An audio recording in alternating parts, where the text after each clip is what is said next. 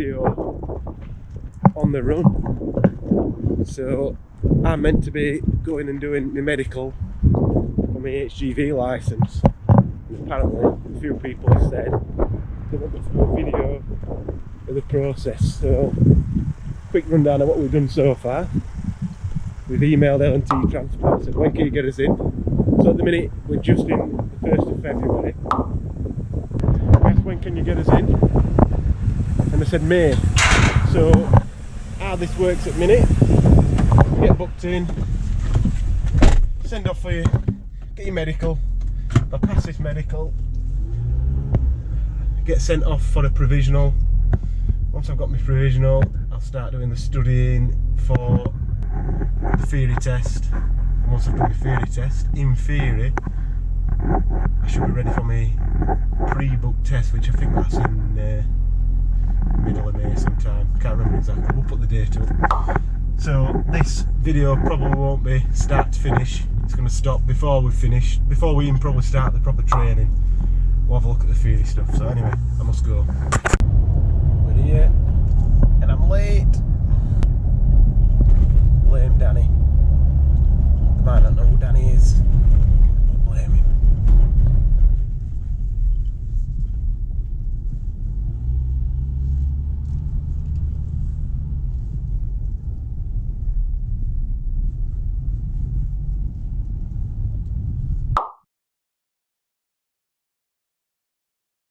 So, just had my medical, and he found a pulse, which were shocking. But anyway, that's the doctor who's just done its Land Rover. A bit of petrol head, so that were alright. I think he'd have passed me even if he couldn't find a pulse. So, that I need to send that off if we want a tachograph.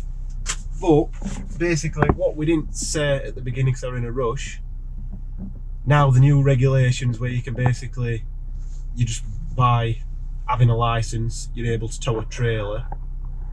They've got rid of the B+E, which basically you can tow a 3.5 ton trailer now, whereas before you couldn't. And they've also opened it up that instead of going from your normal car licence to a class 2, then from a, which is like a rigid, non-articulated, then you have to go from that then up to the class 1, which is articulated, so 38 or 44 ton. You can go straight to it now. So obviously for me and Scott, we're just going to go straight to the articulate so we can drive our vehicle.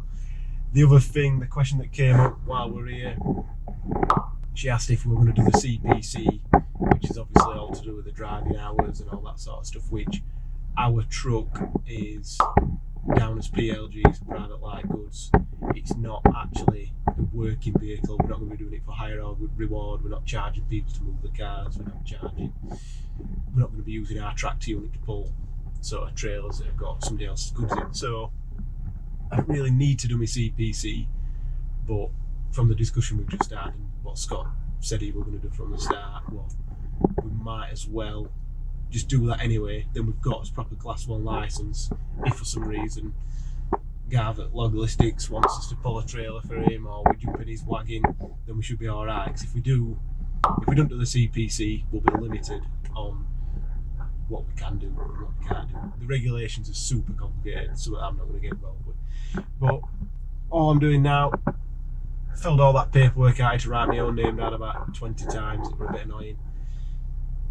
Got a little thing of what happens next. Basically, next thing, wait for my driving licence to come back, because I've sent that off, and it don't. They say it doesn't change, but that means you've got a provisional. Then basically, DVLA are going to get it, turn that into a provisional, so I can sit at the side of somebody and be learning how to drive a wagon. So maybe some of the trips that we're going out on the road, I'll have to double check with our insurance, but I'm pretty sure we should be all right.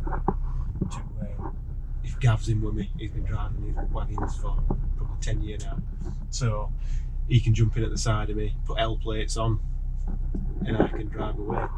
But we'll see. I'm not sure if I'm going more, so we'll check all regs and stuff. It's definitely different for cars and HGVs. So yeah, we're cooking with gas. It's going to be 6 weeks before I can get in for my theory test, so I'm going to do all the training for that. So maybe we'll do a little bit of video on what we come through for that, and then after that, the test, I think we've pre-booked the test slot anyway, so we've just got to make sure I pass my theory before it's too late.